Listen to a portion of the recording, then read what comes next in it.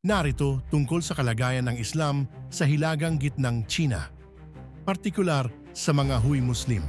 Narito ang Mara Info, subscribe at i-like ang page natin kung saan ang pananampalataya ay makikita sa bawat sulok. Sa isang bansa na napakasekular sa kultura, ang landas ng Islam ay isa ng matinding pagtitiis. Ang mga taong naninirahan dito ay kilala bilang Hui. Mukha silang Insik, nagsasalita sila ng wikang Insik. Kabuuan, sila ay bahagi ng lipunan. Ngunit ang kanilang pagsamba, ang kanilang pamumuhay ay nagbabago at may bumabalot na pangamba sa lugar na ito. Sa isang maalikabok na sulok ng kanayunan sa Ningxia, may isang maliit na mosque na iilang deboto na lamang ang dumadalaw. Hindi talaga sapat ang manatili sa isang maliit na bahay. Sina Lao Hai at ang kanyang mga kapitbahay ay may mahabang kasaysayan dito. Naalala pa nila ang mga nawala, tulad ng dome o kupola na dating nasa bubong ng mosque. Sinabi nila, bawal ang estilo ng Arab o kanluran. Dapat Chinese-style mosque lang. Gusto mo pa rin ba na nariyan pa ang dome? Siyempre gusto ko, pero ang kagustuhan ay nananatiling kagustuhan lang. Medyo masama ang loob ng mga tao, pero wala kang magagawa kung yan ang patakaran ng bansa. Hindi lang ang mga gusali ang nagbago rito. May presensya, may paranoia tungkol sa isang makapangyarihang puwersa. Sa aming mosque, may mga papel tungkol sa batas ng partido. Nakaayos iyon sa lamesa. Regular na nagtuturo ang partido tungkol sa kanilang mga patakaran. Sa buong baryo, may mga palatandaan ng mga pagbabagong nangyari, mga natirang Arabic signage, punit, mga haligi ng mosque pero wala ng minaret.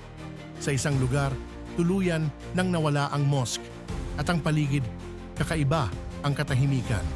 May mga maliliit na palatandaan kung bukas pa ba ang mosque o hindi. Ang mosque na ito ay tulad ng karamihan ng aming nakita. Hindi ito sarado, pero tahimik. Wala nang halos arkitekturang Islamiko. At sa taas, may dokumentong nakapaskil na naglalaman ng mga alituntunin kung paano maging mabuting imam sa China. Sa bawat lugar na aming binisita, ipinapakita ang doktrina ng Partido Komunista. At sa lahat ng bayan, iisa ang larawan, pagkasira. Binisita namin ang 26 na mosque at sinuri ang halos 40 lugar. Sa mga iyon, mahigit 80% ay tinanggalan ng dome, minaret o sinira ang mismong gusali. Tulad ng sa Ningxia, una, tinanggal ang mga elementong Islamiko. Pagkatapos, pinalitan ng bubong na Chinese style. Sa ibang lugar, isinara o pinagsanib ang mga mosque.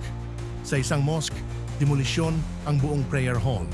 Ngunit para sa marami, hindi gusali ang pangunahing kinatatakutan. Ang hinaharap ang kanilang kinaiinipan. Bawal na halos tuluyang pumasok ang mga bata sa mosque. Mga 10 taon na ang nakalipas, may ganito bang mga sulat sa loob ng mosque? Ayaw ipakita ng deputy imam ang kanyang mukha, ngunit ang kanyang damdamin ay halatang may lungkot. Noong kami mga bata, may 200 hanggang 300 tao sa mosque. Ngayon, halos wala ng 3. Hindi ito magandang pakiramdam. Hindi ito natural. Noon, buhay ang relihiyon. Ngayon, parang namamatay na ito. Makikita mo kung gaano kahalaga ang relihiyon sa mga tao rito. Nakalubog na ito sa kanilang kultura at kasaysayan. At karamihan ay tahimik na tinatanggap ang mga pagbabagong ito dahil ito'y unti-unti at hindi lantarang pagbabago. Ngunit ito ay bahagi ng mas malawak na kalakaran sa buong China. Ang paglawak ng kontrol ng Estado at ang pagsubok nitong kontrolin ang anumang iba sa kanila.